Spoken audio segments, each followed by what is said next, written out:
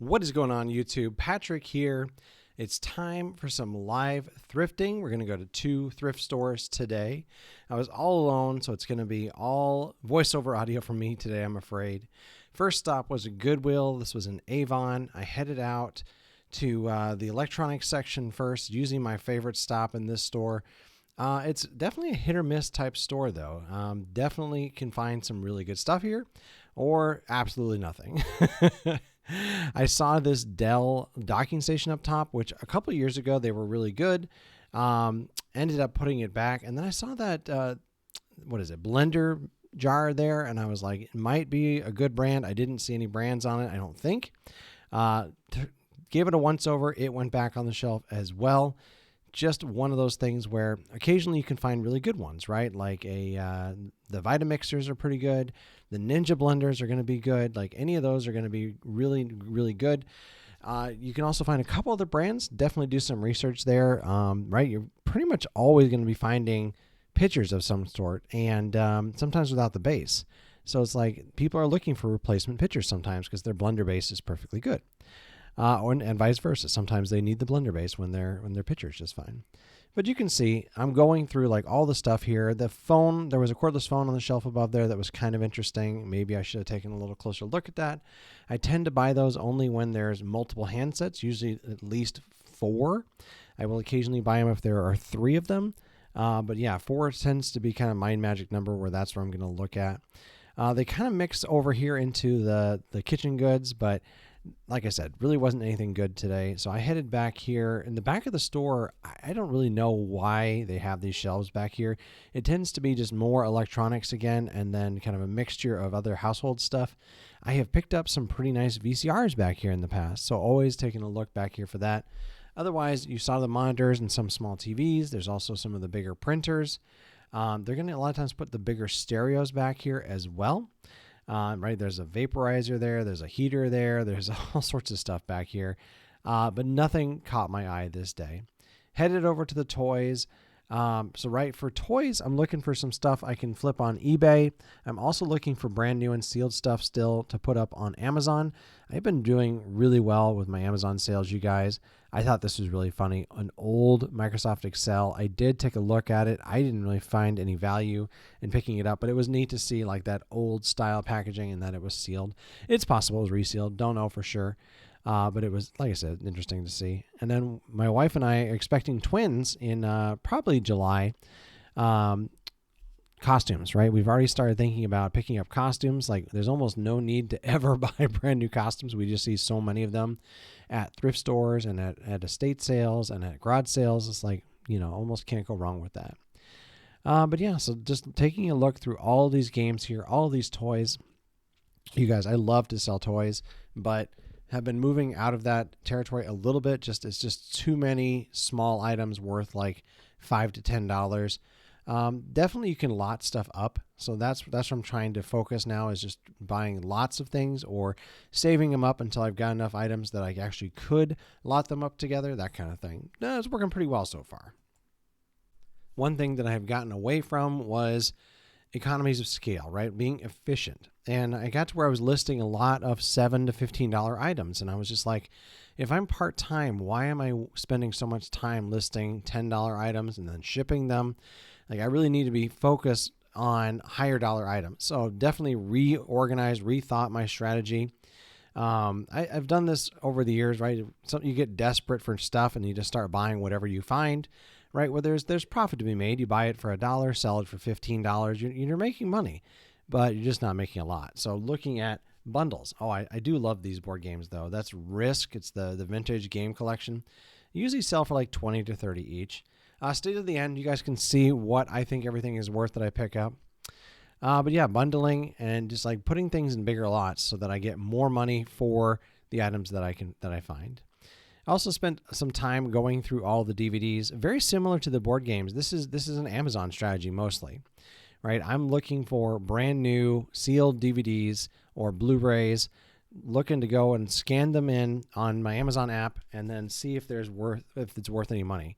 Honestly, if you can find a big stack of these things and go through them quickly, if you're paying $2 for it and you're going to clear like in actual profit or I guess in actual take home, like $4 to $5, it's almost worth it to just grab as many as you can, which seems really strange to me, right? I was just talking about like the profits just aren't there on one item, but after you ship it off in one big box to Amazon, they take care of everything from there. So it actually does make it worth it for Amazon. All right, heading over to the second thrift store of the day. This is Savers. This one's my favorite one in the state. For thrift stores, this is in Manchester. Strangely enough, I headed to the kitchen appliances first instead of the electronics. I think I was just like, you know what? It's Friday afternoon. I don't really expect there to be a lot at the electronics. Let's head over to the kitchen items. This looked pretty stocked. Yeah, didn't put anything in my cart though. Nothing really caught my eye, right? I know what I'm looking for over here, and it just wasn't there. And yeah, this is the sad state of the electronics section at Savers lately. It's been some stereos, mostly DVD players, maybe the occasional Blu-ray player. That's about it. You got a couple of printers here, there's keyboards, and then, right, power strips. But something does catch my eye under the shelf down there. I saw that there were those dance mats, which I usually stay away from. There's definitely some money to be made with those, but I saw this Guitar Hero controller down there. This is for the PlayStation 2. Not going to be as valuable as the ones you can sell for the Wii or the Xbox 360 or the PlayStation 3, 4, all those different types of things, but definitely some value there. I also saw that Vivitar camera. That one definitely did not have any value at all, so left it behind. Next stop, right, I walked by all the shoes. I just don't think, in Connecticut at least, the thrift store shoe game is really all that great. I've seen in other states them being priced at like $5, $6, $7 a pair. Yeah, this Savers and all the other thrift stores in Connecticut price them at whatever the value they think it is, which usually means $20, $30, $40 a pair of shoes, which I don't think there's a lot of room left for flipping at that point. I'm sure that there are some pairs, and I'm sure there's lots of people that do it, but it just hasn't been something I've been interested in getting into. I am still trying to learn the shoe category, especially for garage sale season. I think I'll be able to find some stuff. But toys, I know I was talking about it when I was at the Goodwill that I'm really not doing a lot of it. But that being said, I still love to look at all the toys. And I was like, you know what? This is a Friday afternoon. I had taken half a day off of work. I just wanted to look at the toys. It's fun to me. I did speed up the footage here. You can see I'm flying through all this stuff. I think I ended up putting one bag in my cart, which then I ended up putting back at the end anyway. But yeah, looking for, I don't know exactly how to describe it. If there's multiples of a toy in a bag, I'll probably pick it up. Or if it's a toy in line that I know is going to have some profit, like maybe if it's a bunch of Star Wars toys or there's some Jurassic Park figures, something like that, I'm probably going to pick it up at that point. But you can see I didn't really find a lot over there. There is one little bag in my cart. I don't even remember putting it in there or what it was. I know I didn't buy it though. And then headed over to the hard goods toys.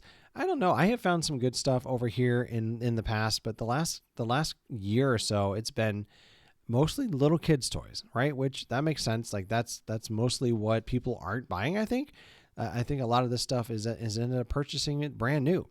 So a lot of it just sits here and then gets played with while parents are shopping. They send their kids over here to play.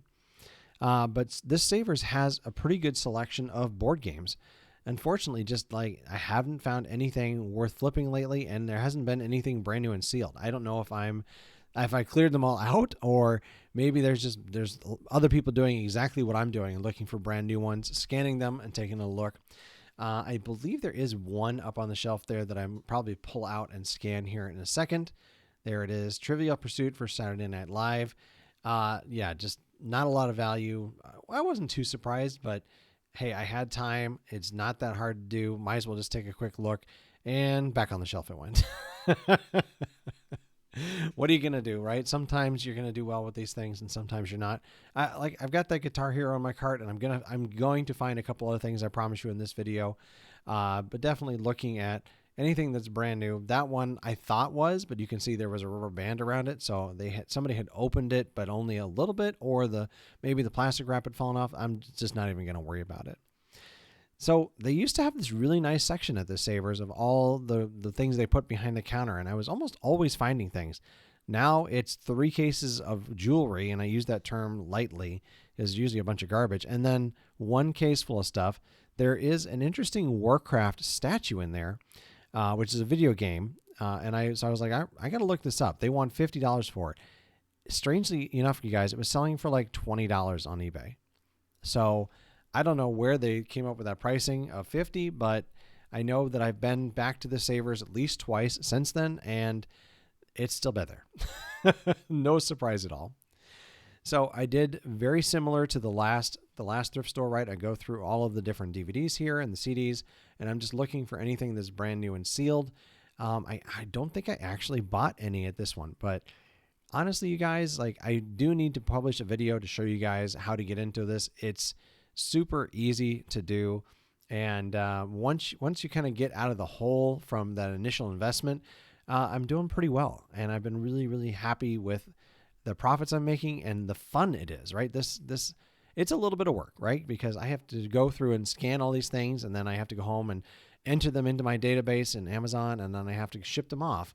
But then after that, it's done. Like, I haven't done this in like 2 weeks, I think. I haven't shipped anything to Amazon or done any of that other inventory work. I've just been buying.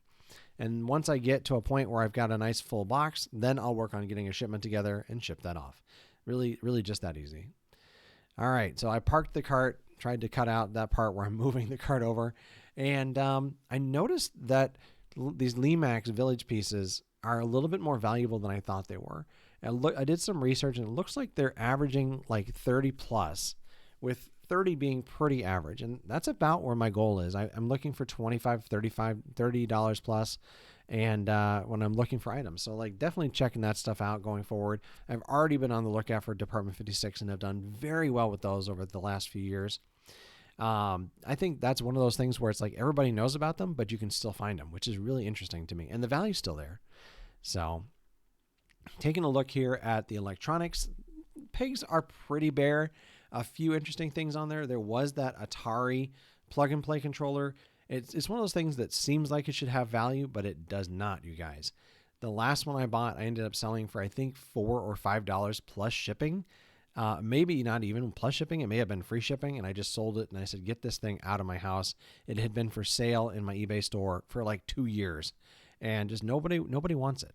Even the other Atari, like plug-and-plays, looks like an Atari. Those don't do very well either. I saw this Barbie-looking doll, but it had the Sailor Moon outfit on there. It had the right hair. So I was like, you know what? This looks legit. It looks like a Sailor Moon toy, which this is going to have some value if it's Sailor Moon. So I pulled up. That's why I'm checking all areas. I'm looking for the stamp. I want to see what's the company, what's the year, so that I can look her up on I'm going to toss her in the cart.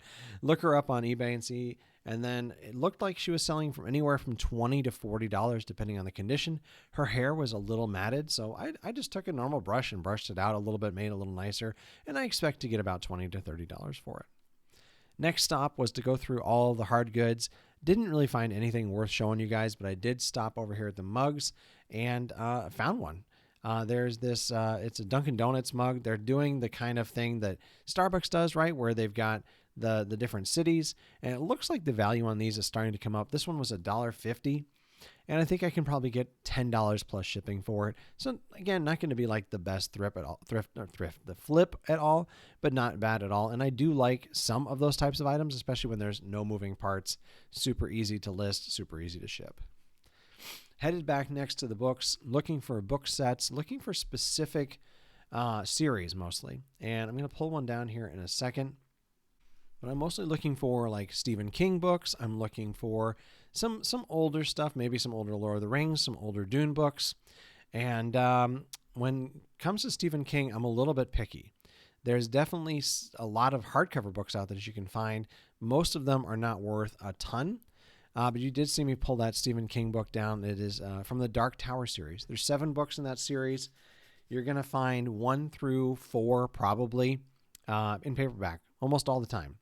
And then 5, 6, and 7 are going to be almost always in hardcover. So to find that one that was there in paperback in number 7, I was like, this is pretty interesting. I'm going to pick it up.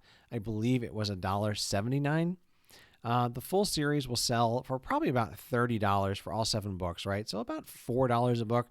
Not going to be like a ton of profit at $1.79, but sometimes you need one more book to round out your set. And so that's why I picked that one up. Headed around the corner to the first of the 2 kids sections. I guess this is more of the young adult section. And over here, I'm going to be looking for, again, series, and I'm going to be looking for Harry Potter books.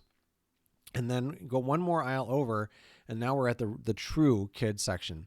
And what do they got here? Harry Potter books. Like, kind of surprisingly, there's book 3, and then similar to the Dark Tower series, where that one in paperback, book 7 in paperback, it's almost unheard of to find it. I've only found it a handful of times, versus, you're going to find books 1, 2, and 3, even 4 in paperback all the time.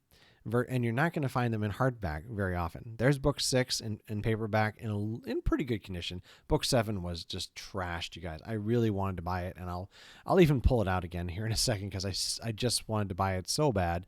You're just not going to find it that often. But I was like, it's just in such bad condition, I could not do it. All right, so I've got book 3 Harry Potter. I've got book 6 Harry Potter, and one of them hardcover, one paperback. And wow, I'm taking a lot longer at this shelf to see that book. I can see it right now where it is. I didn't even grab it. That's so funny. There is book number 2, I believe, in hardcover. And you guys can see, like, it's honestly in pretty good condition. And as long as it's even if it's in acceptable condition, you can still lot up a lot of acceptable condition Harry Potter hardcovers, and they're going to sell. You're going to get a little less money for them, but surprisingly, if you can get them for like $1 or so, you're going to do pretty well still. So almost any condition hardcover, you can pick it up.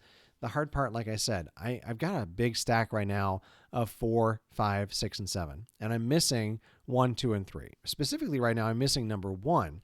Otherwise, I'd have all 7 books. I'd actually have that plus the, the Broadway show.